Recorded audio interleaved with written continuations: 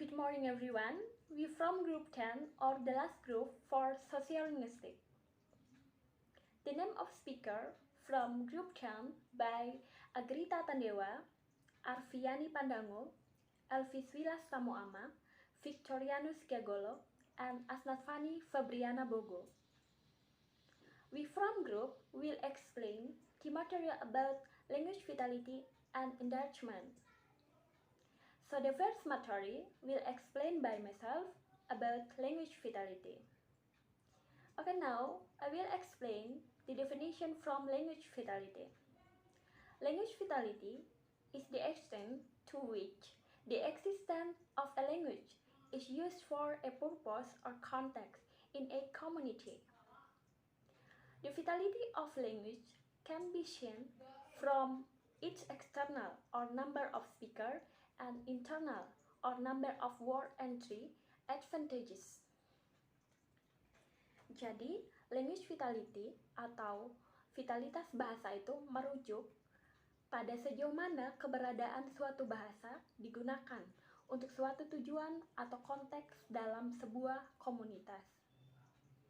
Dan vitalitas sebuah bahasa itu dilihat dari keunggulan eksternalnya atau jumlah penutur bahasanya, dan dari segi keunggulan internalnya yaitu jumlah word entry yang dimilikinya. Ketika kita berbicara mengenai language vitality atau vitalitas bahasa, ini sangat berkaitan erat dengan kepunahan bahasa, di mana bahasa ibu atau bahasa daerah kita sudah tidak sering lagi kita gunakan sebagai alat komunikasi kita. Sehingga vitalitas bahasa atau language vitality itu menjadi tolak ukur pemertahanan sebuah bahasa dengan mengukur penggunaannya sebagai alat komunikasi sehari-hari dalam berbagai konteks sosial untuk berbagai keperluan. Jadi definisi dari language vitality itu saja. Okay, my name is Arvian Panango. Here I will explain about the factor from factor 1, factor 2, and factor 3. Factor 1 is intergenerational language transmission.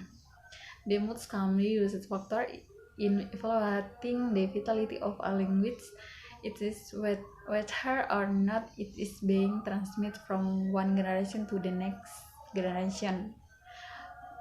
Fisman 1991. Endangerment can be recorded on a continuum from stability to extinction.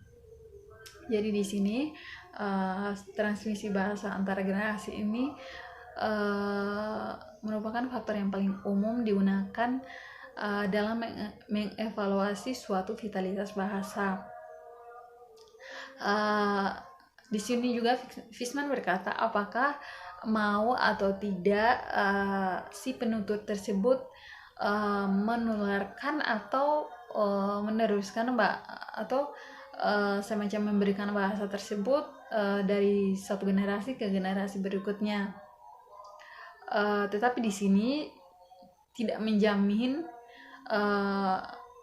suatu vitalitas bahasa, karena sewaktu-waktu si penutur tersebut mungkin akan berhenti untuk meneruskan bahasa mereka ke generasi berikutnya.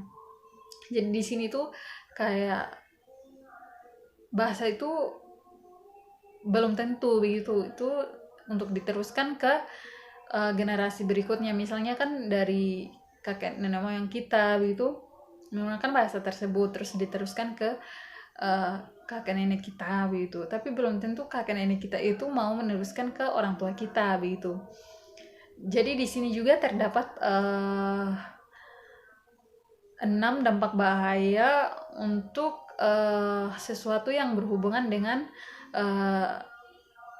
transmisi bahasa antar generasi, dan ini juga sudah mendapatkan sudah ada nilainya masing-masing. Yang pertama itu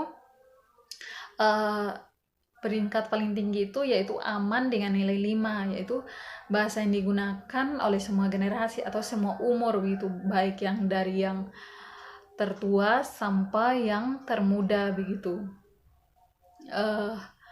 ini mendapatkan nilai 5 karena semua generasi atau semua umur menggunakan bahasa tersebut.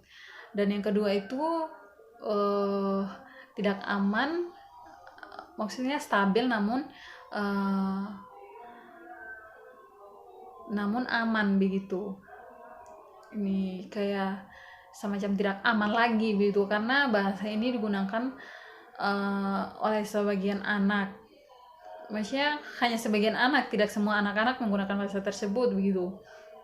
Mungkin orang tua, kakek nenek kita masih menggunakan bahasa tersebut, tetapi sebagian anak mungkin dalam keluarga itu misalnya memiliki 4 anak, mungkin ada 1-2 orang anak juga yang bisa menggunakan bahasa baru begitu, contohnya bahasa Indonesia begitu. Anak-anak kadang karena pergaulan atau mungkin karena sekolah begitu, anak-anak akhirnya belajar sedikit demi sedikit bahasa baru begitu. Yang ketiga itu bahasa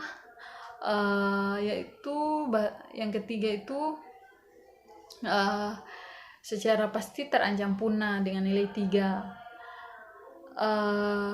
Bahasa ini sering digunakan oleh orang tua ke generasi yang ke atas, misalnya dari orang tua ke kakek nenek kita begitu. Hanya antara kakek nenek sama orang tua yang menggunakan bahasa tersebut, itu tidak lagi kepada anak-anak begitu.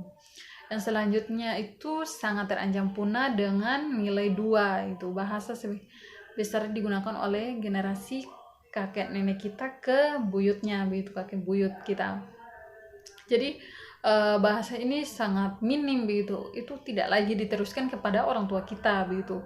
Itu malahan kakek nenek kita itu hanya berbicara antara kakek nenek dan kakek buyut mereka gitu. Itu penuh juga kalau masih ada gitu. Jadi kebanyakan itu mungkin orang tua juga kayak orang tua mungkin kakek nenek berbicara pakai bahasa daerah, tapi kadang orang tua itu merespon dengan bahasa berbeda gitu atau menggunakan bahasa Indonesia. Terus yang selanjutnya terancam punah ya, hampir tidak ada lagi begitu. Bahasa ini hanya digunakan oleh kakek buyut kita begitu. Itu tidak lagi diteruskan ke kakek nenek kita begitu. Bahasa ini hanya untuk kakek buyut kita begitu. Kalau kakek nenek kita itu mungkin sudah tidak menggunakan bahasa tersebut. Dan yang terakhir itu punah, itu nilainya 0. Jadi ini kayak bahasa ini tidak ada lagi penuturnya, tidak ada sama sekali penuturnya begitu. Factor 2, absolute number of speaker. It is impossible to provide a valid interpretation of absolute number, but a small speech community is always at risk. Jadi di sini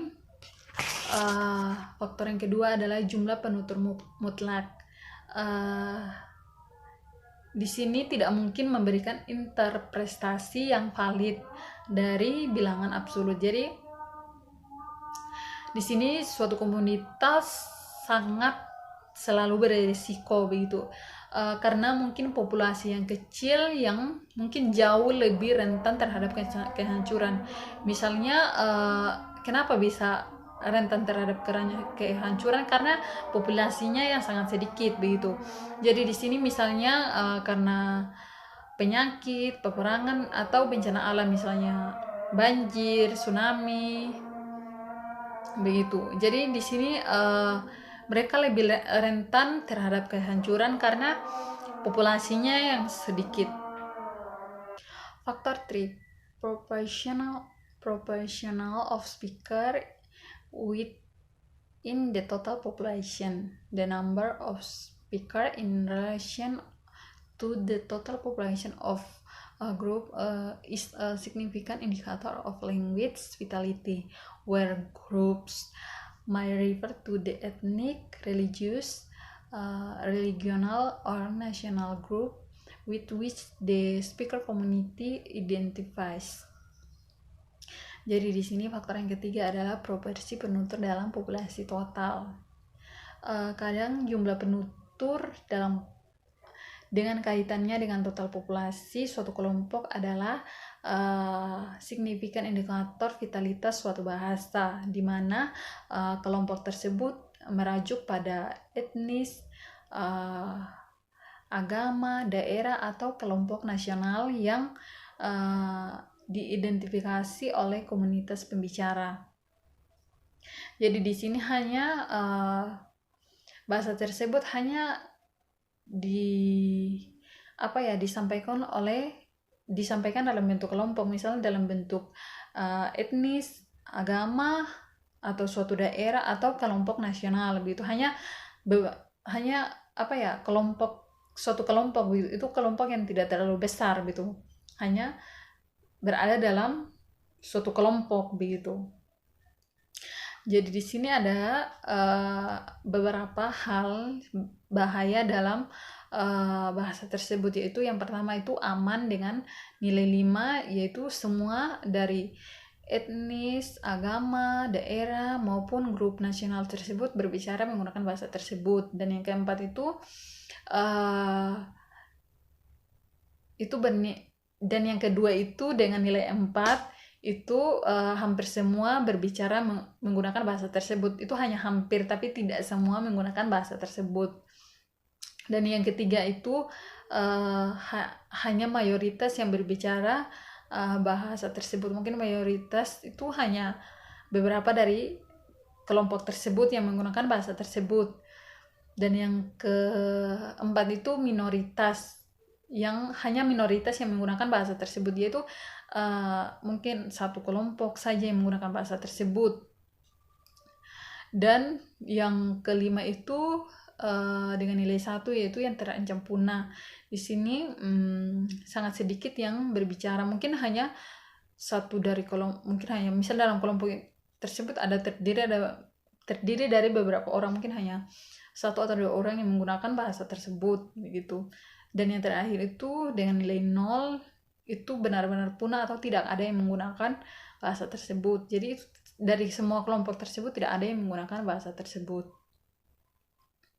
Oke, mungkin itu dari saya. Dilanjutkan oleh pembicara yang berikut. Okay, the fourth factor is trend in exciting language domain atau tren dalam domain bahasa yang ada. Di sini mencakup topik dengan siapa, di mana kita berbicara, apakah bahasa tersebut kita bisa transmisikan ke generasi berikutnya atau tidak. Dalam faktor keempat ini terbagi menjadi 6 bagian. Yang pertama, universal use atau penggunaan universal.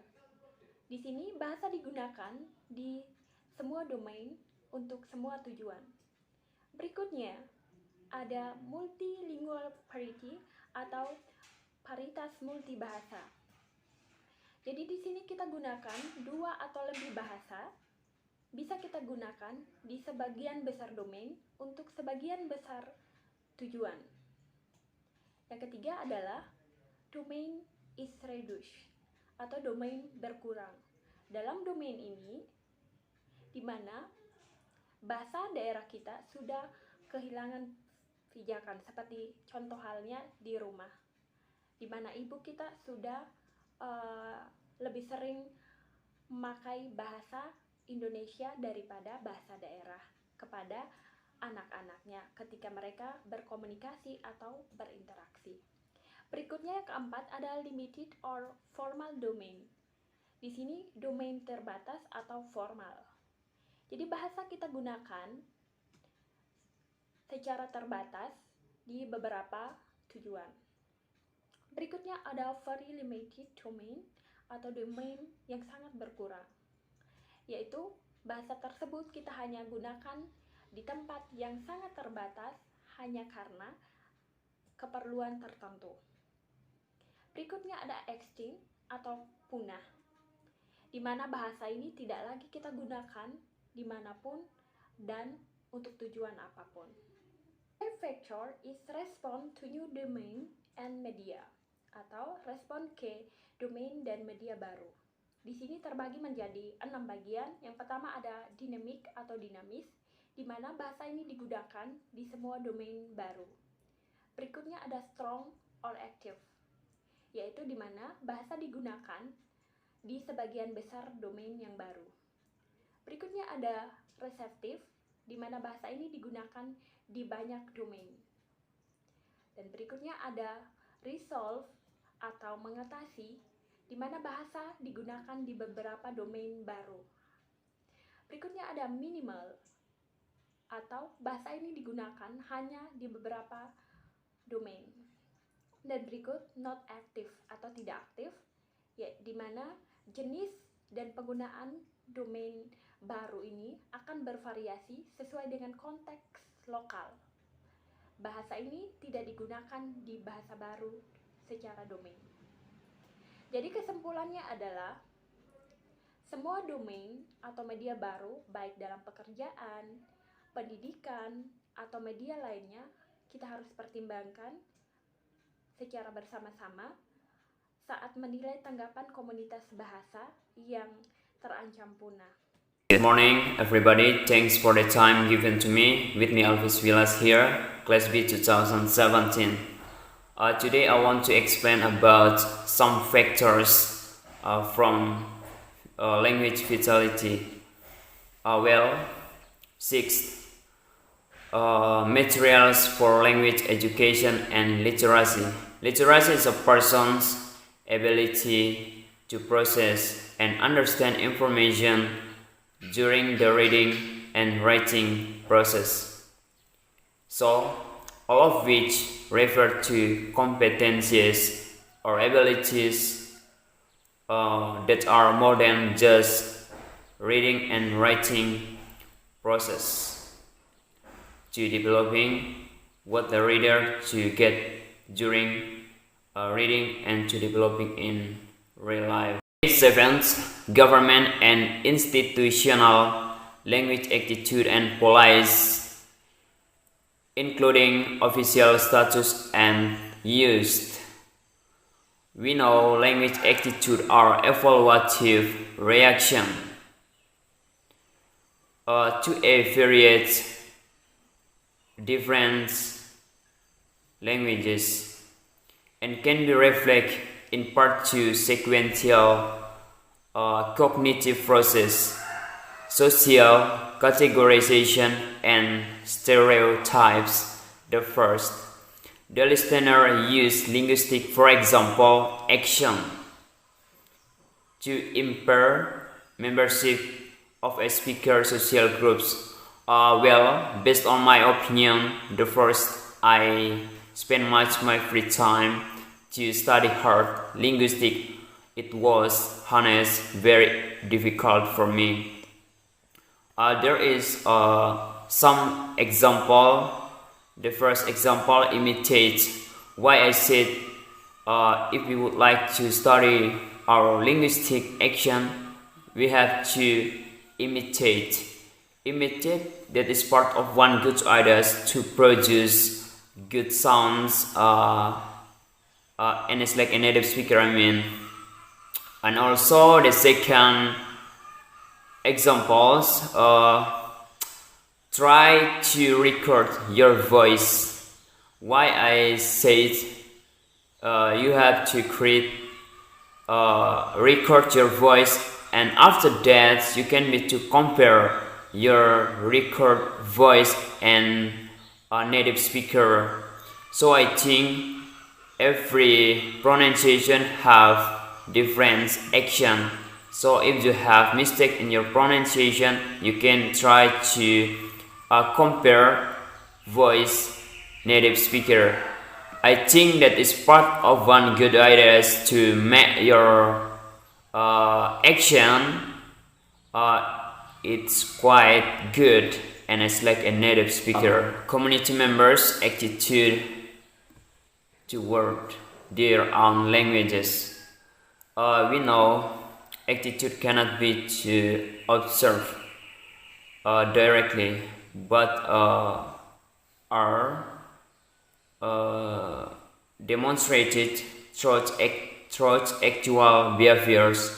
For example, how people treat speakers of other languages, avoid, approach, or in their desire or not to learn another language. For example, I think that is simple languages if we just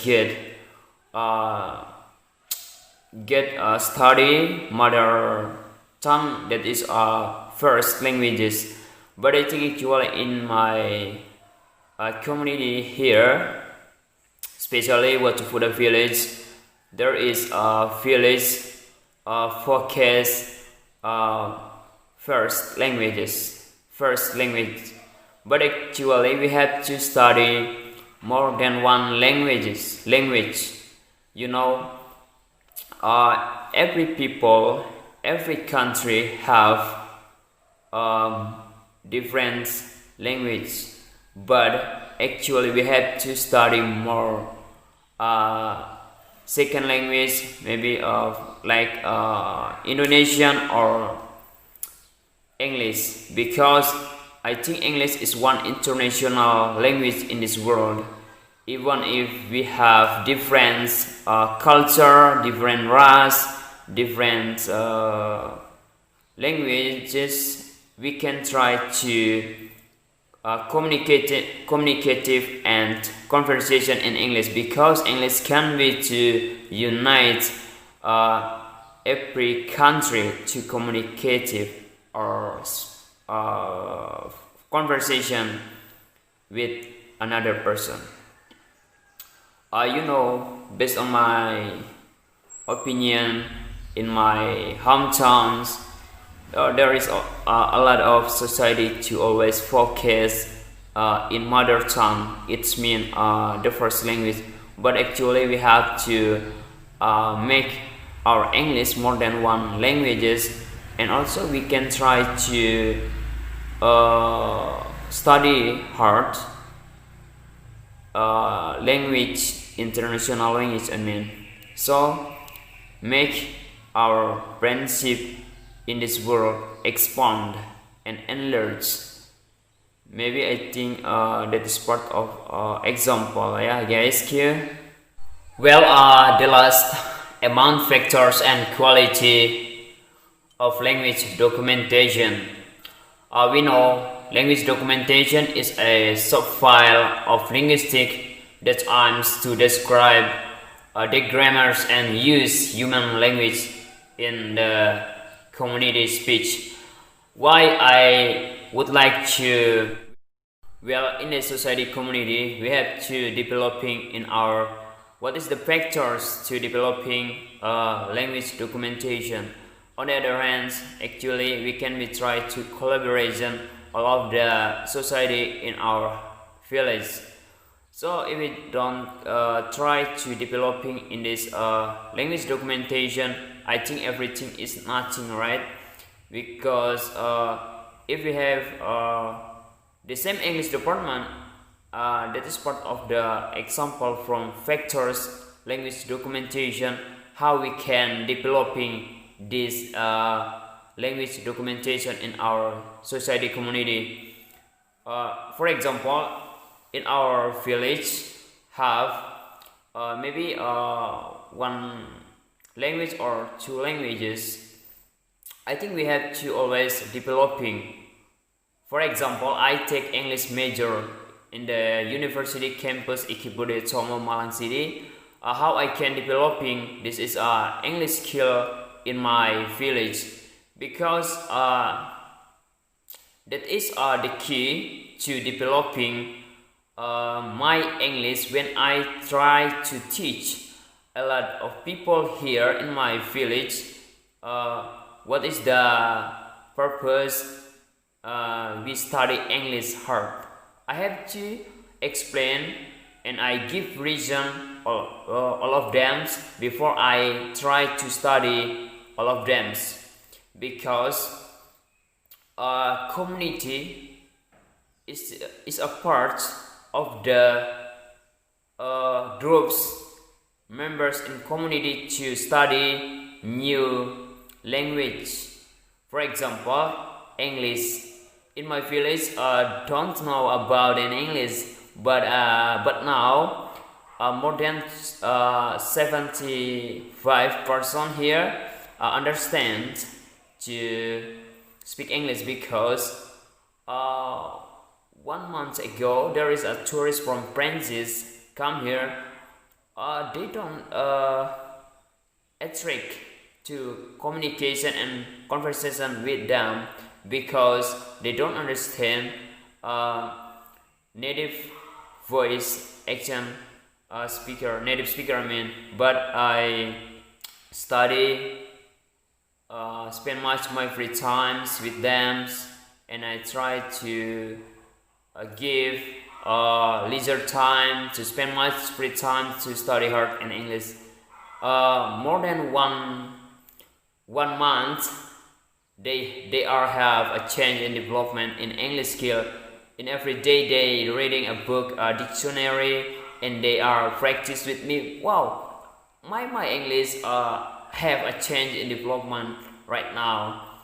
So if we get new language, we have to developing in our village, in our community speech. That is our rules in community speech. If you developing in your new languages in your village. Well, I think that is all enough my explanation, guys. I would like to thanks for your watching on my videos, and see you next time. Oke, di sini saya akan menjelaskan tentang language attitude. Language attitudes refer to behavior or action that are carried out based on views as a reaction to a phenomenon against the use of certain language as by language speaker. Jadi sikap bahasa lebih mengacu pada tindakan atau perilaku yang dilakukan berdasarkan pandangan sebagai reaksi terhadap suatu fenomena pengguna bahasa oleh penutur bahasa. Jadi di sini language attitude ini lebih menitik beratkan kepada reaksi seseorang terhadap fenomena bahasa.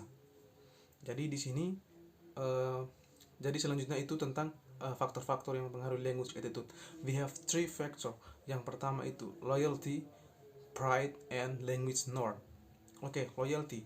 Loyalty, how much use the local language. Artinya, segimana sih kamu menggunakan bahasa daerah kamu. Jadi seperti ini, saya kasih contoh. Misalkan saya bertemu dengan seseorang dan seorang itu saya mengenalnya, otomatis saya melakukan atau menyapa beliau dengan bahasa daerah karena kami saling kenal dan satu daerah. Even misalkan saya bertemu dengan seseorang dan seseorang itu berada di atau dia berada di luar dari daerah saya, otomatis saya menyapanya dengan bahasa Indonesia seperti itu. Itu yang pertama. Yang kedua itu pride. Pride, how proud about our local language. Itu artinya segimana sih kamu bangga dengan bahasa daerah kamu. Seperti itu. Dan yang ketiga, yang terakhir itu language norm. Someone uses exciting norm and tend to master or how he mastered the local language. Jadi di sini artinya bahwa segimana atau seberapa jauh kamu memahami bahasa daerah kamu sendiri. Tapi gini, saya kasih contoh ya. Misalkan seseorang yang sudah merantau atau pergi dari satu daerah ke daerah lain atau satu negara ke negara lain, otomatis dia pasti, saya kasih contoh ya, mungkin dia merantau 5-10 tahun atau lain sebagainya. Dia otomatis sudah terbiasa di luar dan akan kembali ke daerahnya, otomatis pasti dia akan lupa dengan bahasa daerah atau tempat di mana ia tinggal. Pasti saya yakin, contoh misalkan di daerah saya itu banyak terjadi seperti itu. Mungkin di teman-teman daerah teman-teman mungkin ada, tapi saya kurang tahu juga. Tapi realitanya seperti itu. Di daerah saya banyak terjadi seperti itu. Mereka sudah merantau 5 atau 10 tahun. Ketika kembali ke daerah saya atau kembali ke daerah asalnya, dia pasti akan lupa bahasa ibu atau bahasa daerahnya sendiri. Seperti itu. Mungkin itu saja yang bisa saya jelaskan. Terima kasih. Okay, thank you for the time given to me. I'm from the last group, and now I want to explain about the endangered language. And in endangered language, there are 4 points. The first point, the role of the speech community, and the second point, external specialists and speech communities, and the third, linguistic diversity and ecodiversity, and the last, salvage documentation.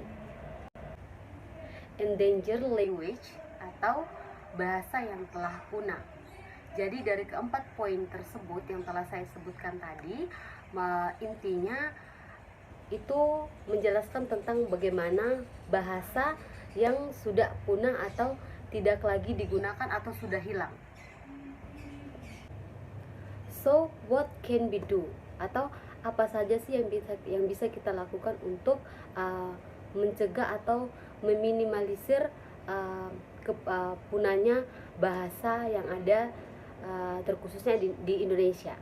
Yang pertama tentunya basic linguistic and pedagogical training, di mana memberikan metode dan teknik pengajaran bahasa dan mengembangkan bahan ajar pada guru bahasa. And the second, ada sustainable development in literary and local, di mana melatih pelajaran bahasa lokal, yaitu membaca, menulis, dan menganalisis bahasa mereka sendiri. Contohnya misalkan kayak di daerah saya, di mana di situ misalkan diadakan program yaitu mengajarkan kepada masyarakat lokal untuk belajar menganalisis, membaca bahasa mereka sendiri.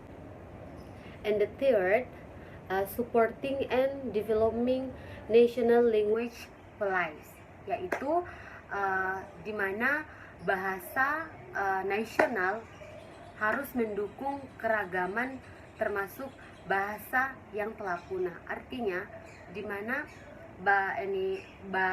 pemerintah juga tidak boleh melarang penggunaan bahasa daerah setiap orang. Tapi sih kan kita tahu bersama bahwa di Indonesia ini kan tidak ada larangan bahwa tidak boleh menggunakan bahasa Indonesia. Kita diberikan kebebasan menggunakan bahasa ibu kita atau bahasa Indonesia, tapi tergantung situasi ya. Kalau misalnya keadaan formal dalam situasi misalkan dalam lembaga pendidikan dan setara, tentu saja kita harus menggunakan bahasa Indonesia. Namun ketika kita berada di lingkungan keluarga atau dengan teman, boleh-boleh saja atau sah-sah saja kita menggunakan bahasa daerah kita. Dan yang keempat itu ada supporting and developing educational policy, di mana bahasa daerah itu bisa dijadikan salah satu mata pelajaran di setiap lembaga pendidikan. Contohnya kan SD, SMP kan bisa saja bahasa daerah itu atau bahasa ibu kita itu dicantumkan sebagai salah satu mata pelajaran, sehingga anak-anak tetap bisa mempelajari bahasa mereka sendiri supaya menjaga-jaga tidak melupakan bahasa mereka itu sendiri begitu. Tapi pengalaman saya sih, kalau saya dari SD SMP itu memang tidak ada pelajaran bahasa daerah seperti itu. Tapi harapannya sih semoga di setiap sekolah itu dicantumkan pelajaran bahasa daerah supaya anak-anak bisa mempelajari, menganalisis bahasa mereka sendiri. Dan and the last, there are improving living condition and respect for the human right of speaker, di mana artinya itu meningkatkan kehidupan dan penghormatan pada hak asasi manusia.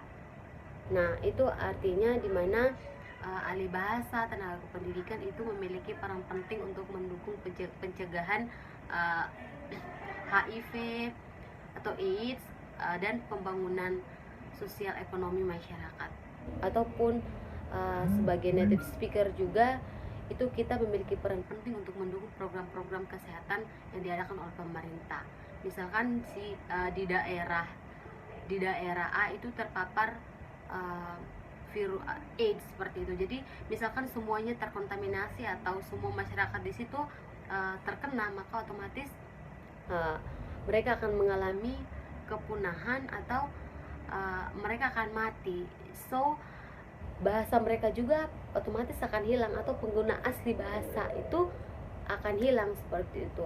Jadi kita itu memiliki peran yang sangat penting untuk mendukung program-program pemerintah supaya mendukung dalam memberikan kesehatan atau memberikan pencegahan-pencegahan untuk masyarakat. Mungkin dari endangered language that's enough. Maybe that's all explained from the last group. Thank you for the watching.